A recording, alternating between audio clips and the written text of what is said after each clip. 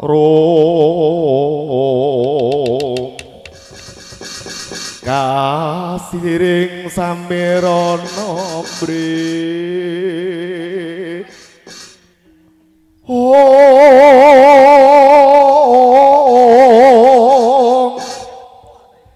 sekara gadok kong ngas gondonyo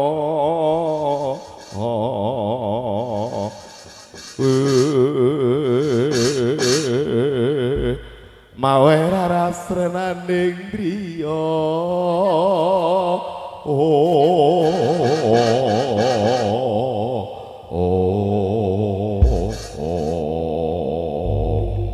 tari serampat sekar sari semonggo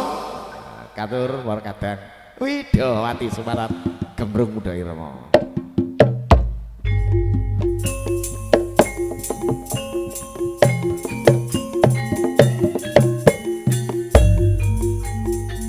ngopi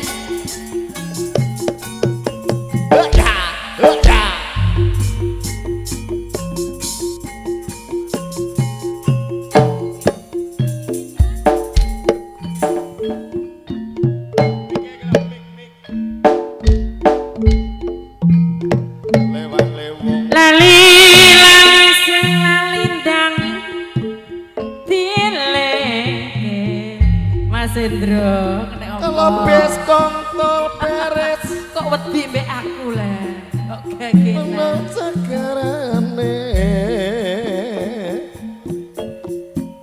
Surabaya kampung Katuron cakrok cilik jenenge pos kampling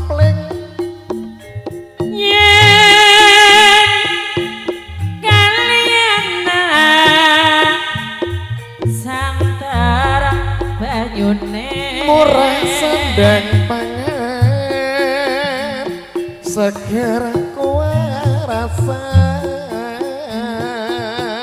mula dadi wong tuwa menehi contoh sing bagus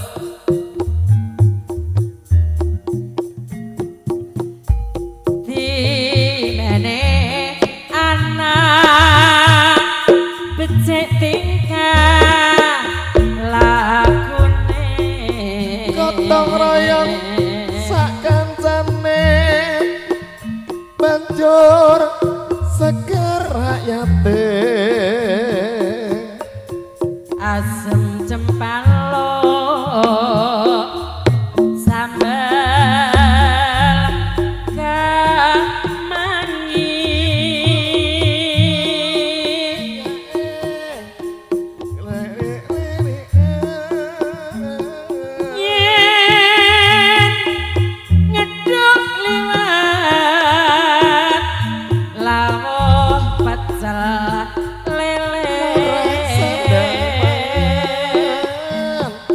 segera kuasa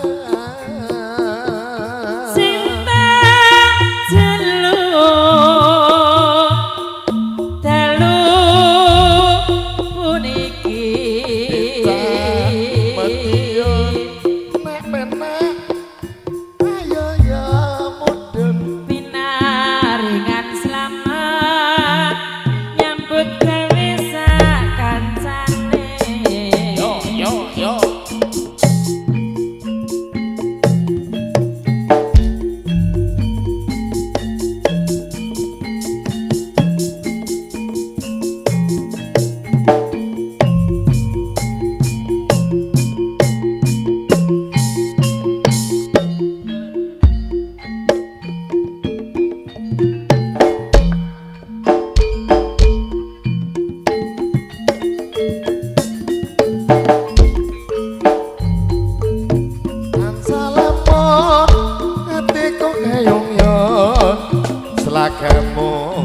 saya nambahi lamun dasar ayu lencer kuning ora mung kalatiku rondo maning mesemo sethithik aku wis trima kena kanggo tamba kangen kurina wengi tansah ewa tresnaku ra bisa lali aku duwe dolanan sing lucu prau cilik tak kenterno neng banyu besok gede dadi tukang prau bayarane 100.000 tansah lewong atiku kayung-yung selagamu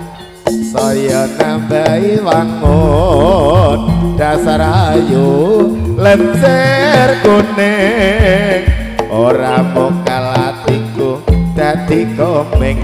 mesemo sethithik aku wis trima kena nganggo tamba kangen kurina wengi tansah ewa tresnaku ra bisa lali dari mana datangnya lintang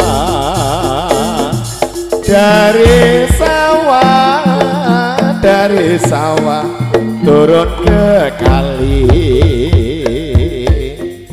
dari mana datangnya cinta dari mata turun ke hati tali kawat diuntir-untir ora kuat rasane kikir godhong jati bolong tengah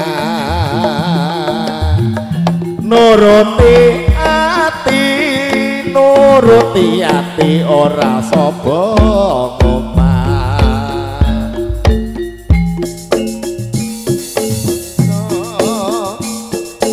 keliling Bandung tekan Bandung kota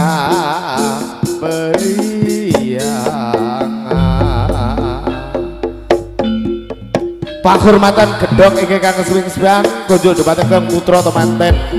Panjenengan Mas Mulyanto. Monggo kunjuk dhumateng para kadang Widawati tumuju palenggahanipun Mas Mulyanto. Panggene teng pundi mriki mawon. Nggih, monggo Mas Mul.